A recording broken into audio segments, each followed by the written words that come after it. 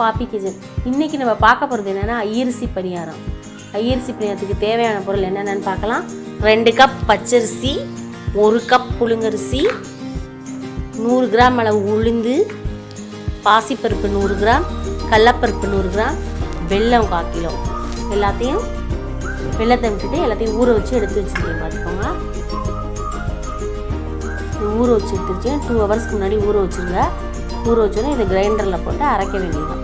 அரைக்கும் போது வெள்ளத்தையும் சேர்த்து அரைச்சி அள்ள புகையில் வெள்ளத்தையும் போட்டு அரைச்சி அள்ளிடுங்க. வாங்க இப்போ கிச்சனுக்கு போகலாம். இதோட சிறிதளவு ஊற வைக்கும் போது சிறிதளவு வெந்தயம் போட்டு இப்போ அரைச்சி வச்சுட்டோம். கொஞ்சம் குறப்பாக அரைச்சிக்கணும். வெள்ளத்தையும் போட்டு அரைச்சி வச்சுக்கிட்டோம். இப்போ கடாய் அடுப்பில் வச்சு சுட வேண்டியது.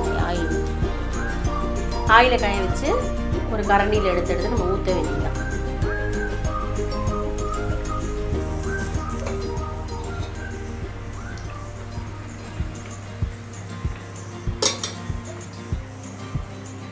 நல்லா கிறிஸ்பியாகட்டும்.